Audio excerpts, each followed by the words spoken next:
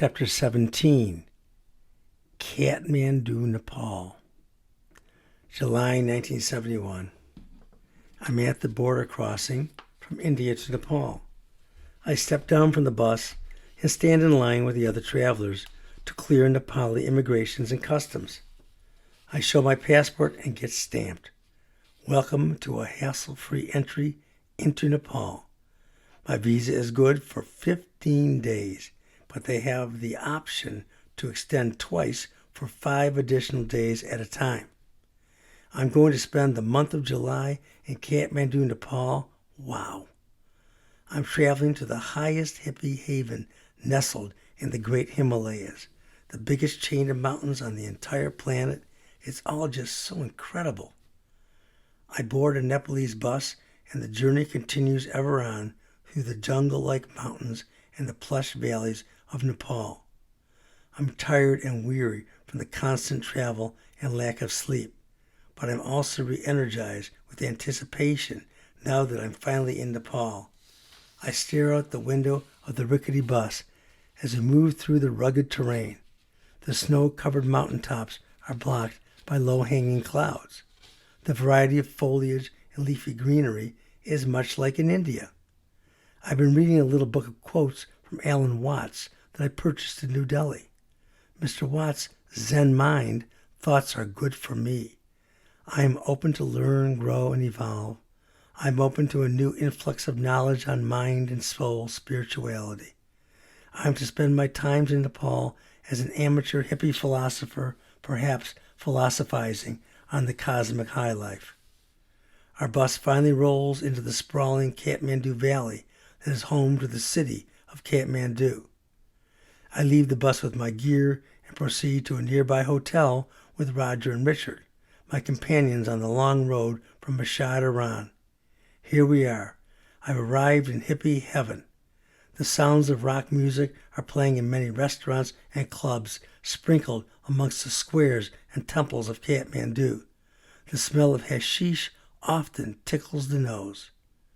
Richard, Roger, and I chip in for a room together. We still have our own hookah, which was disassembled, with each of us carrying a piece of stem, bowl, and vase. We enjoy a few puffs together to celebrate our new room at the Eden Inn and our arrival in Kathmandu.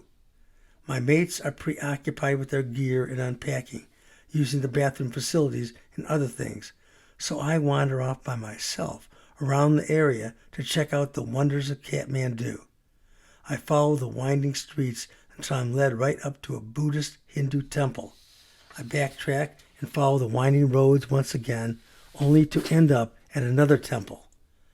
I do this several more times before I finally hit a main thoroughfare. Lo and behold, I found the international hippie side of town. I see more and more of young Western long-haired freaks like me. There are many groovy establishments to check out. The Hangout Cafe, the Rolling to Rock Bar, the Tea Room Restaurant, Cafe Rock, and the American Home Cooking Restaurant. Many small local stores openly advertise selling of a cornucopia of drugs, hashish, opium, coke, and marijuana, with all sorts of pharmaceutical drugs sold without the need for a doctor's prescription. It's absolutely crazy. Blows my mind. Rock music and the smell of hashish waft through the air. I feel as if I am at the end of the world and I found my Shangri-La, a haven for a hippie. First thing is a great bite to eat. The cosmopolitan variety of foods offered here is incredible. After suffering on a limited diet for so long, I'm ready for some American home cooking. Eggs and bacon and potatoes, toast and coffee, I love it. Plus a banana fritter and some wonderful hard cheeses. So wonderful after the lukewarm yogurt-type products on my long journey through Afghanistan and India. It's great to finally eat so well. I'm grooving. Life is grand. Next, I stop into the tea room and have a cup of tea and smoke some hashish in a hookah at my table. Janis Joplin, the Rolling Stones, Bob Dylan, the Beatles, Jimi Hendrix, the Doors. Rock music blares from multiple speakers. song after song from the great batch of LPs, vinyl hip rock albums, spinning one after another. I'm feeling very mellow and relaxed, almost ready to fall asleep. Suddenly, my lack of rest for the long, grueling trip to get here is catching up with me. I need to get moving back to my room to get some shut-eye. I make my way back through the winding maze of the dirt streets of Kathmandu. I wander a bit, somewhat dazed and confused, near sleepwalking mode, but I eventually find my way back to my hotel in a semi-conscious state. I hit the sack and sleep for a day. I'll wake up rejuvenated and ready to thoroughly enjoy and explore Kathmandu. I am out on the streets. I run into a familiar face, Don, the Canadian, who roomed with us at the Tibetan Memory in McLeod Ganj. Hey man, how you doing, Woodstock? I haven't seen you since the guy saw the Dalai Lama, says Don. I've been traveling the road to here just like you, man. When did you arrive in Kathmandu? Several days ago. You? Yesterday, then I had to catch up on my sleep. You still hanging with Richard and Roger? Oh yeah, we're sharing a room together at the Eden Inn, but they plan on leaving from here to Calcutta, then across Indochina to the Philippines and onto Australian outback territory. Yeah, I remember them mentioning those plans. Anyway, I'm heading off to a place called The Dairy. You want to come? It's pretty famous around here with the travelers, I've been told. Sure, don't mind if I do, says Don. I am told they have a great variety of Western-style hard cheeses and fresh cold milk. Lead the way, Woodstock, Don says. We walk down and up a few intersections, and then we wind through the roads, and there are no motor vehicles, just bikes and carts pulled by animals and the many people walking on the roads. I point to an establishment up ahead, and there it is, the dairy. Let's check it out. Don and I proceed to purchase several varieties of cheeses and a small bottle of milk. We sit at an outside table from the dairy. We are ready to enjoy our snack. Then a Swami walks up to me. Yep, not just any man, but a real Swami. Excuse me, sir. Before I have a chance for the first bite and sip, I turn around in my chair to face this Swami man. He wears blue ring-studded, super intense eyes. He is captivating to look at upon first glance. My guard goes up. He's a street hustler, I assume. The man wears a purple turban and a thin, flowing gray beard. His eyes are piercing, as if he could see right through me to my soul. But I'm hip to his con game, too. He could be a charlatan, a poser. The Swami displays a two-tone red-on-black third eye painted in the middle of his forehead. I find it to be borderline mesmerizing looking into the Swami's face too long. He hands me a business card identifying himself as an authentic Swami and a member of the Order of Swamis. He also carries a thick paperback book entitled Numerology. I know your life, mister. I can tell your future, he boasts. You don't know anything about me, I declare. The Swami writes something down on a small piece of paper and hands it to me, folded in half so I cannot see what he wrote. What is your favorite flower? The Swami asks. A rose, I say. Open the paper in your hand. I follow his command and read out loud what it says. Rose. Wow, I exclaim. That was luck.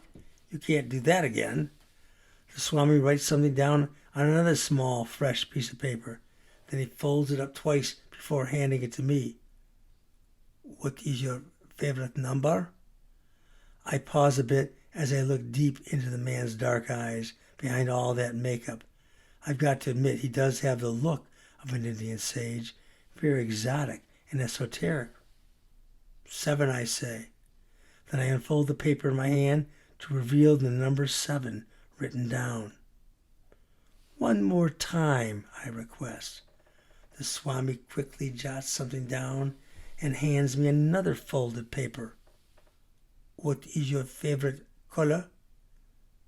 Red, I reply. I open the paper, and wouldn't you know it says red, as I suspected it would by this time. The Swami then proceeds to write several things on a fresh piece of scratch paper and then hands it to me. You keep this in your care for later while I ask you several questions. Okay? 1 rupee, sir. I nod my head in agreement and hand over a rupee. What is your first initial? Your age in years. Year, birth month, and the number date of your birth. And finally, your last name initial, requests the Swami. S 22 8 4 R, I respond. The Swami writes the information on a new bit of paper. Look in your hand at the paper you hold, he says. Is it the same? I compare the 2 pieces of paper, S2284R, on both sheets. Wow, how'd you do that? Rupee, please, rupee, requests the Swami. Now he really has my attention. I'm astonished. I willingly hand over several more rupees, encouraging him to continue. My friend has been sitting here at the table not saying a word while watching this demonstration go on. Come on, Woodstock, let's go, says Don. This guy got enough out of you with his parlor tricks. Let's enjoy our cheese and milk and move on. I ignore Don's remarks and continue to be spellbound by this Swami. Now let me tell your fortune, young man. Let's see what the future holds for you. Let me see your open hand. I extend my open right hand, and the Swami examines it intently for a long, quiet stretch. Anything interesting? I interrupt his concentration. Shh, he says. I look across the table and shrug my shoulders to Don. He rolls his eyes as if to say, give me a break. This guy's a fake. You will have great wealth and 7 loves, says the Swami. You will marry your greatest love and have 4 children. You will live to be 84 years old and be very happy throughout your life. That's quite a rosy picture you're painting for me, I say. You will always be a wandering traveler, says the Swami. You are the wanderer. I hand over a few more rupees. He probably says the same damn thing to every sucker who plays along, remarks a skeptical Don. That was fun, I say. Even if you are bullshitting me, I'm paying you because you may be legit and I like what you've been telling me and demonstrating your Swami skills. Let me see your hands one last time, requests the Swami. He looks deeply at the lifeline in my left hand. Then he compares my right palm and left palm. He pulls my hand closer to his face to inspect more carefully. I watch him do this thing. I know it could be all just a show, but there's something about this man. Yes, you will live to be 84, maybe even 88, he confirms. The Swami folds his hands together and bows. Namaste. Namaste to you too, my friend, I respond, handing over a few more rupees. Then the Swami suddenly does an about-face and departs, walking down the winding road, swallowed up in the crowds of people. That was crazy, man, says Don. How much money did you give him? I gave him 19 rupees in all, I say. It's less than a US dollar, but a lot for me since I've been watching my dwindling funds. No regrets, though. I enjoyed that. I think it was just a waste of money, says Don. To each his own, brother. We spend the rest of the day roaming around together from place to place. Much hashish is sold in small stores and varied places with people in the streets. The hippie freaks are puffing down wherever we go, smiling, happy, dazed, and stone-faced, greet us throughout our tour. From a cafe to a tea house to a bar then a restaurant, rock music is everywhere. Bob Dylan, Highway 61 Revisited, the Rolling Stones, get your yayas out and let it bleed. I really enjoy the atmosphere of Kathmandu and the hippie scene thousands of miles from the west. Good friends, good food, great buzz, wonderful music, far out people, native and travelers alike, and great living. Nepal has it all. But I'm too stoned, always stoned, never not stoned. I need to pull back the reins and go with my natural flow. I'm going to capture more time in solitude. I can't tune in with my spirituality if I'm always getting stoned in crowds. I'm in the moment, but I'm not at all present, just barely aware.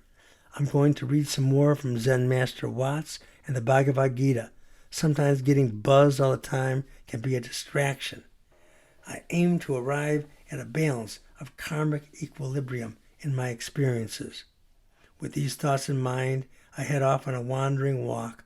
Monkeys are everywhere around here, especially as I get further from the populated areas and into the hillsides.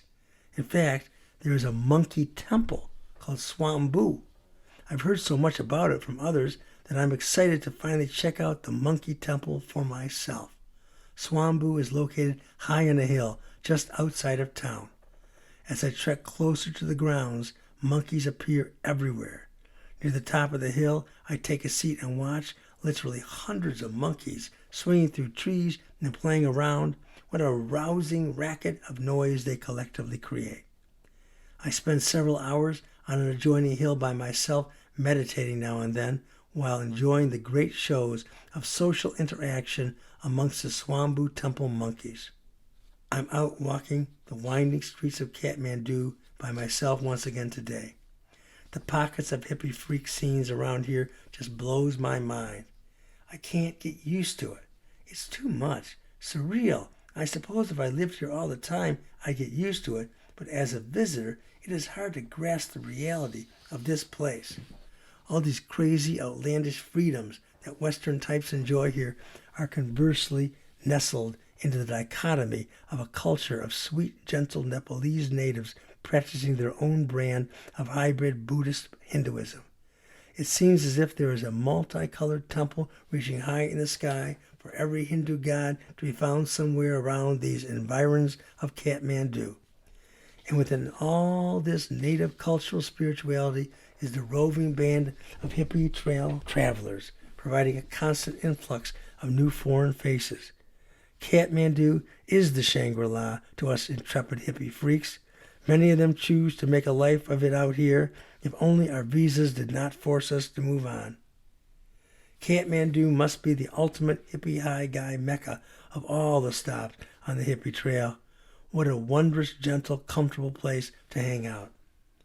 As I near the Hangout Cafe to get a bite to eat, I see a cluster of Western females congregated, and they're all upset about something. Several teary-eyed gals clutch and hold on to each other, crying and carrying on. I decide to investigate.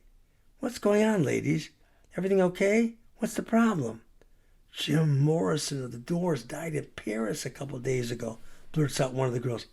No way, I exclaim.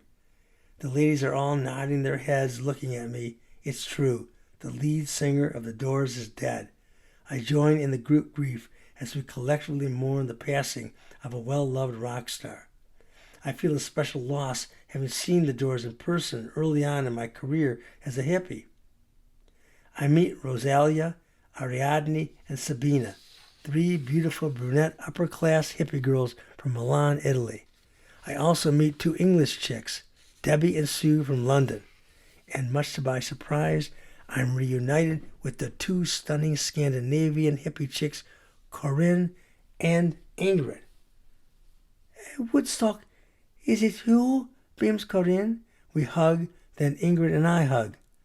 I told Ingrid it was you. Your hair was a lot longer and wilder back in Amsterdam and London. Yes, I had to cut it, but it's been growing back. Nothing like it was, though.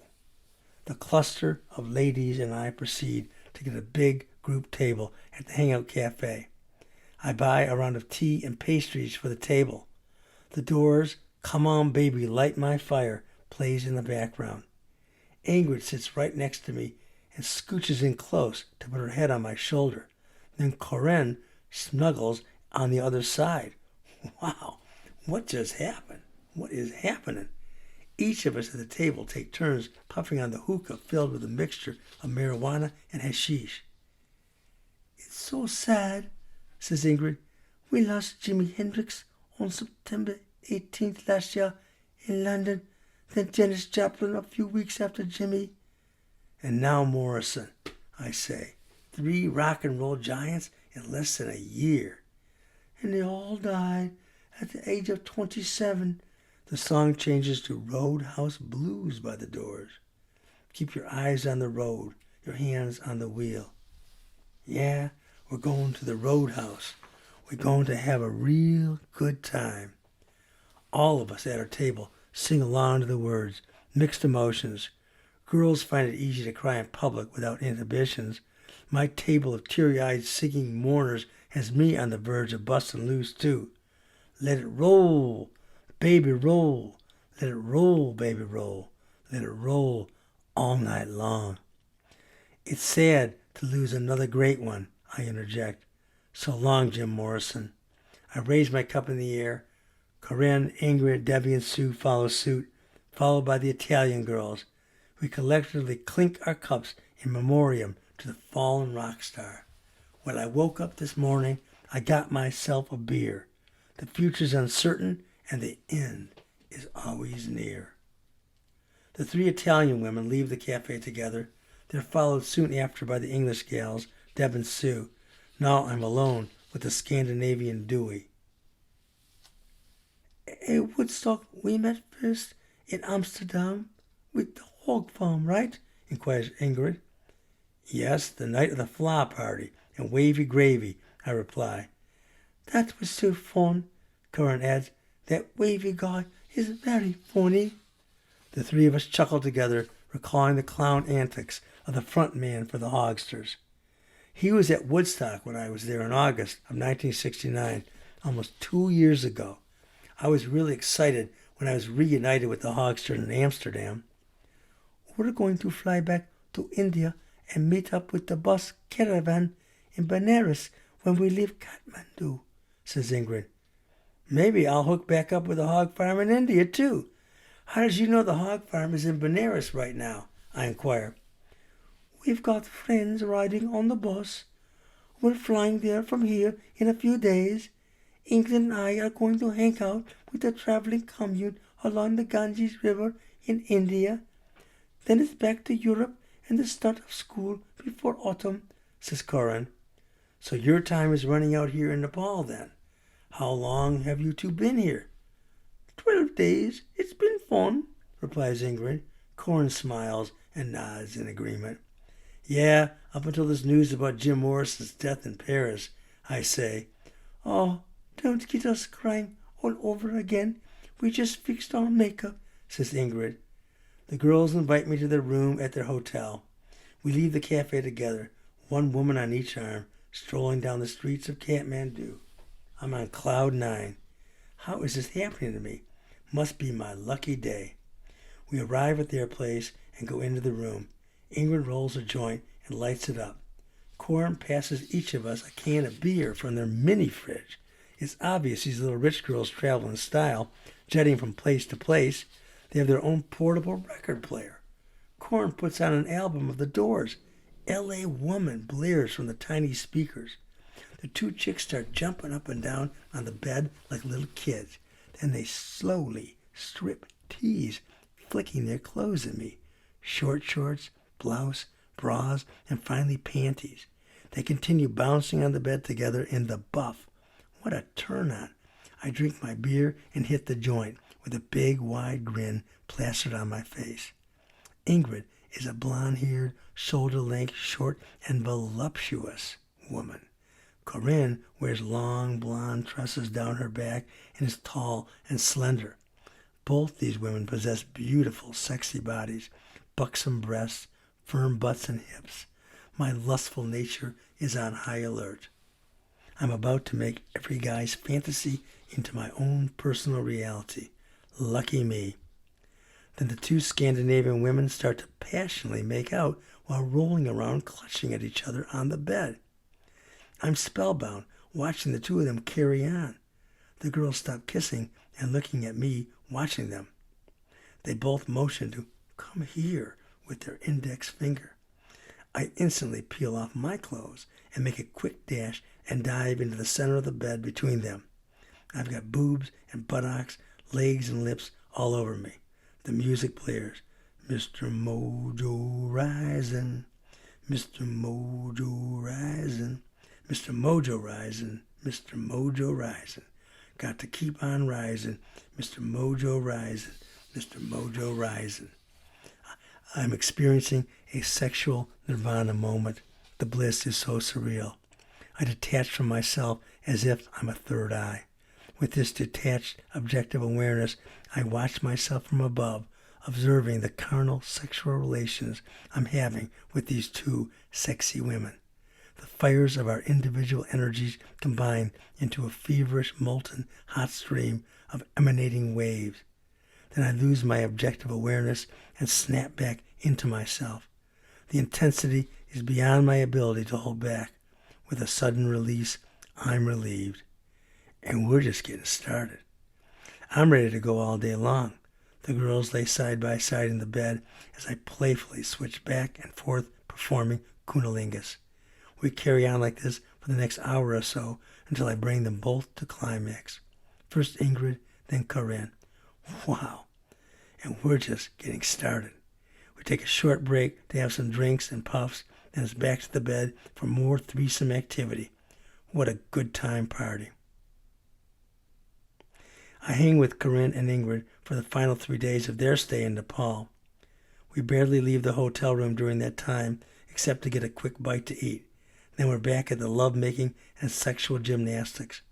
I partake in this marathon with these beautiful gals till all my energy is spent. On the final day, they pack up and leave early in the morning while I'm sound asleep. A little note left behind reads, Dear Woodstock, thanks for the great loving and good times. Love, Corinne and Ingrid. I make my way back to my own hotel room on the other side of town. I stagger back to my place along the winding roads with a blissful smile of remembrance.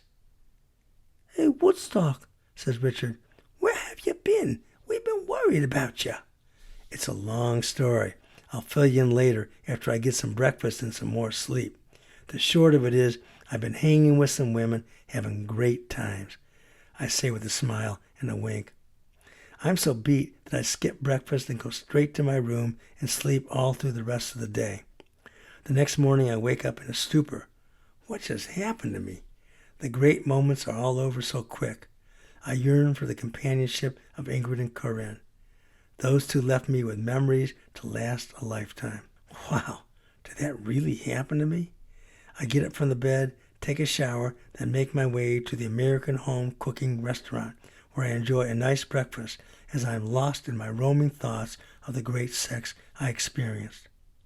After breakfast, I meet with Richard and Roger while walking the streets of Kathmandu. Hey, Woodstock, you want to rent a bicycle and pedal around town with me? Inquires Richard. Sure, I say, that sounds like fun. I heard you were with some pretty women the other day when you were missing, says Roger. Richard told me you were getting it good. How do you know, Richard? I didn't tell you much. You didn't have to. I could see it all over your face and body. You were beaming with a grin a mile wide, says Richard. Yeah, so tell us some details, man, says Roger. We want to hear all the details. It was too sacred of an experience to spill all the beans. If I tell you guys, it will cheapen the experience. I shared some spiritual moments of bliss with Corinne and Ingrid. Listen to you, says Richard. You just got laid, man. That's all that happened. Didn't make it into more than it was. You're jealous, man, says Roger to Richard. You wish it could have happened to you instead. He envies you, Woodstock. He's green with envy, and so am I. Oh, shut up, you asshole, replies Richard. Well, let me assure you, I didn't do anything out of the ordinary. It just sort of happened, and I walked right into it, I say. It helped that I had briefly met both women before in Amsterdam and then again in London. I think I've got the doors to thank for that experience. So you had 2 women at the same time? Questions Roger. I nod my head and smile. Oh, let me shake your hand, says Roger. I don't believe it. How can you handle 2 women at the same time in bed? Questions the skeptical Richard. There's not enough of you to go around, mate. Oh, yes, there is. I disagree. These girls are bisexual free spirits. There was enough going on to keep everyone entertained. Believe me. Tell us more, says an eager Roger. No, that's it. I'm done. Topic closed. Let's go on that bike ride. Roger heads back to our hotel by himself while Richard and I proceed to rent bicycles. We pedal through the streets of Kathmandu for the rest of the afternoon. So you guys are going to be departing for other lands soon, huh? Yeah, mate. In a few more days, we fly to Calcutta, then a ship to Thailand. Then we're going to make our way to the Philippines, says Richard. We've been traveling mates for a while, ever since entering Afghanistan, I say. I'm going to miss you guys. Yes, mate. We've had some times traveling together for a few months now, but it's nearing time for us to part. We pedal our bikes to the American Express office where I have 3 letters from home. My mom, my brother, and an ex-girlfriend. It's good to feel that connection in words from back home. I'm still going to be several months before I return. Richard and I continue pedaling on till we leave the city, go through some country, and arrive at a little town called Patan. We grab a bite to eat, walk to the small market area, then pedal back to Kathmandu just before nightfall. It's mid-July, and my 15-day visa will be running out soon. I will need to visit the immigration office and get a 5-day extension. I really do love it here. It's crazy just to be able to eat great home-style food at the restaurants while listening to tune after tune of great rock music, all the while smoking dope right at the table while being served. The Stones, the Beatles, Dylan. This is a paradise that caters to all of us hippie, freak, intrepid travelers.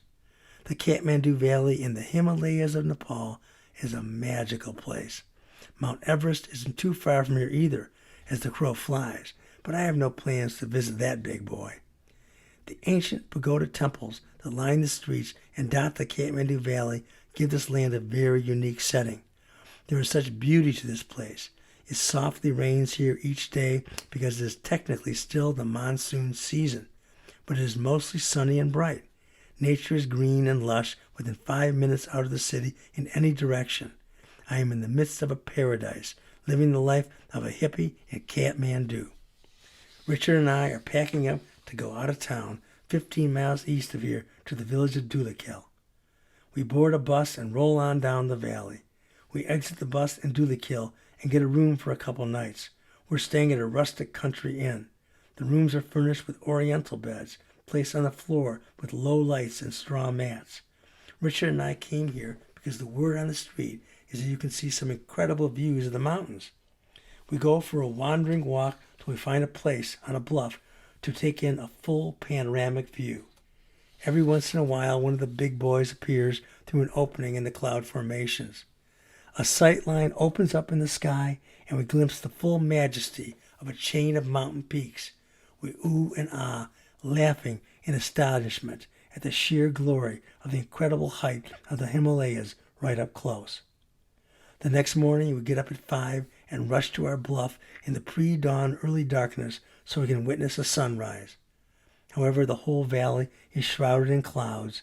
The cloud formations hang like floating cotton candy laying across the valley. Day breaks as we continue to observe, hoping for a peek through the clouds. No such luck today. We do not get to witness a beautiful sunrise, but it still feels wonderful to greet another spectacular day in Nepal. I am back in Kathmandu after a couple days in Dhulikhel. I aim to go back and visit that village one more time before I depart for Nepal. It is absolutely breathtaking to view the sprawling scope of the tall mountains from the porch atop that glorious valley. When everything opens up from the cloud cover, the sight is enough to leave one in utter awe. It's like witnessing God through nature, right before my eyes, Words fail to describe the unspeakable. I purchased 5 aerograms earlier today, so I have some letters I need to write. I can only mail them using Nepali postal services. That is the way aerograms and stamps work. They're of no value in any other country. So I spend a good portion of my day writing letters to people back home. Next day, I'm listening to Ravi Shankar in the hotel room while reading author Alan Watts. I can feel the vibrations of thought energy weaving into my brain. My mind is receptive to learning and growing. I'm in Zen mode. I'm focused on the way, Tao. I feel very good at this present moment. It's as if my head is aglow. Are you guys all packed and ready now? I asked Roger. Yes, we are, mate. We're leaving shortly. I see you're reading from the Zen master himself. Oh, yeah, you into Watts, too? Big time. That guy got it right on so many levels, says Roger. I wish I could be more like him, tranquil and serene, always in the present moment. I struggle to be at peace with myself too often. Listen to this, I say, reading a passage, reading from the book. You don't look out there for God, something in the sky. You look in you. That's a good quote, agrees Roger. I've got one for you from Watts that I remember. I've always loved this statement, but find it hard to live by. Life is not a problem to be solved, but an experience to be had. Amen, brother. Good stuff. I've been an Alan Watts fan for several years now. Some friends back home introduced me to his work, says Roger. I flip a few pages in my book. Here's another one. There never is, or was, or will be anything except the present. And hurrying and delaying are alike ways of trying to resist the present. Oh yeah, that's the Zen mind principle. Be here now. As Richard Alpert, a.k.a. Baba Ram Dass, says, I love this mindful stuff, beams Roger. Yes, I dig the man too. He's great. I flip a few pages in the book to locate some more quotes to read to Roger. Here's another one. The religious idea of God cannot do full duty for the metaphysical infinity. I flip a few more pages and find my final quotes from Alan Watts to share with Roger. If you study the writings of the mystics, you will always find things in them that appear to be paradoxes, as in Zen particularly. But at any rate, the point is that God is what nobody admits to being, and everybody really is. Namaste, brother. Namaste, says Roger. Richard and Roger, the English blokes, have finally departed. I'm back on my own going solo. I already missed those guys. They were good traveling companions. I'm in my last few days here in Nepal. I got my visa extended one last time. It will end up being 25 days for me in Nepal. I'm arranging a flight to Patna, India, the closest and cheapest way to get out of Nepal without the jarring road trip through the twisting mountain roads. Then I have the long westward trek back to Western civilization in Europe and then home. It will take a few months to cover all that territory. My 2 English companions left at 5:45 this morning on their way to Calcutta and points further east and south towards Australia. My eastern wandering trek is done. I've been going east for so long, but now I am at my furthest point. Richard and Roger urged me on to keep traveling with them, but I declined. I've had enough. Dealing with the constant problem of the money situation is a hard stress to manage, although I would love to just travel across the whole globe to traverse planet Earth, but not this time in my life. On our final night together last night with Richard and Roger, we really partied down. We listened to music, drank beers, and smoked from the hookah. We've had some good times here at the Eden Inn.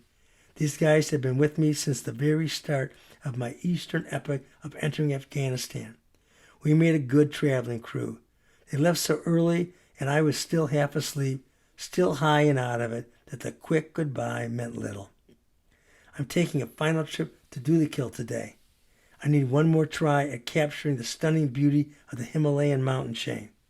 I board a bus and we roll on down 15 miles east to the tiny village of Dulikil. I get my room at the same rustic inn I stayed at previously. Then I head out to the rooftop bluff Richard and I hung out at before. When I get there, I see a couple of Western females sitting there staring off into the horizon. I walk up to them, interrupting their silent commune with nature. "Hello. It's beautiful out here, isn't it?" The two women look at me. "It's the English chicks, Debbie and Sue." "Hey, it's you two familiar faces. Remember me from a couple weeks back? It's Woodstock, Steve," I say. "Oh, yeah. We remember you from the day we toasted to Jim Morrison," says Debbie. "How are you doing?" I thought I'd come for the views one last time before I finally head out of Nepal. "That's the same thing we're doing," says Debbie. "It's so beautiful here, like a panoramic painting that goes on from horizon to horizon." "I know what you mean. I was here last week with a friend, and we only got brief glimpses through the clouds. Everything is so open and clear today. The view right now was worth the trip to come back." Debbie's companion, Sue, walks away from us without saying a word. "She's not upset at me because I bothered you gals, is she?" "Oh, no, not in the least. Sue is quiet and introspective. She likes to be by herself a lot. I'm more of the instigator and rabble-rouser," boasts the redhead Debbie. "But we got along and have more fun traveling. School starts back up next month, so we have to be going back to the real world." "I know what you mean. A different type of life is waiting to be lived back home." We spend another hour together viewing the mountains, then go our separate ways with a promise to meet back up on the bluff at sunset. Later in the day, Debbie sneaks up behind me while I'm sitting in meditation on the bluff. "Boo!" she says as she clutches my arm. I was in a trance, oblivious to her. I snap out of it and my heart races. "Holy cripes, you scared the crap out of me," I say. Debbie laughs and smiles, all bright-eyed and cheery.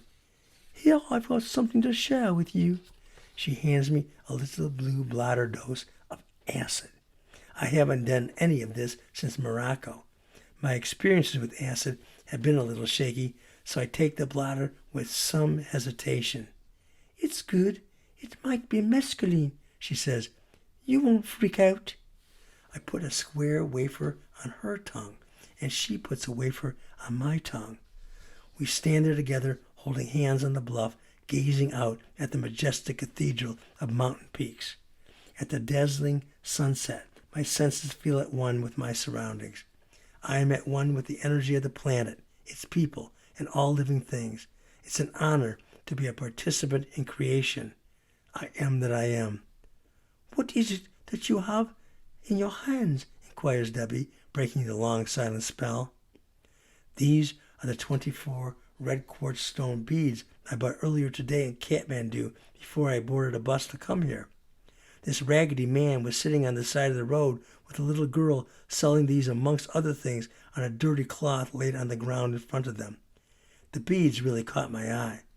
They are wonderful looking and would be ravishing if you got them off that dirty string they're knotted on unevenly," says Debbie. I wasn't really looking for any beads, but the desperate guy kept pushing the price down, so I relented. "Look at the incredible depth of color. Dark red, not pink. I will buy them from you. I will pay you twice what you paid, 3 times even." "Sorry, no can do." "Please," she pouts. "I'm sorry, but I'm not going to change my mind. I'm keeping these beads." At darkness, under a canopy of stars, Debbie and I leave the bluff and go to my room together. The mescaline is kicking in, but the effect is mildly exquisite. The sensations in my mind are heightened and alert, but I am in control of myself, not near flipping out like I've experienced in past acid trips. A door has opened temporarily, and I am attuned to the nature of my being.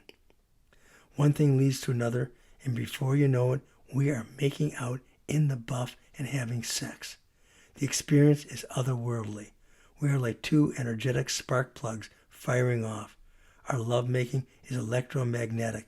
My mind fills with infinite colors of rolling light and shadow and sparks. Wow. Afterward, we lay together, naked, both consumed in a serene tranquility. This is the good life. The great land of Nepal has put an abrupt end to my long months of celibacy. This latest overnight fling serves as a fitting capstone to my time in this great land. I end up spending 2 days in Dhulikhel, observing the Himalayas. Debbie and I hang out on the bluff several times together. We smoke reefer, share stories about our adventures, and laugh a lot, enjoying each other's company. Debbie and Sue left this morning. The women are heading back to England via India. We may reconnect in Benares. It's time for me to get back to Kathmandu and make my final arrangements to be moving on.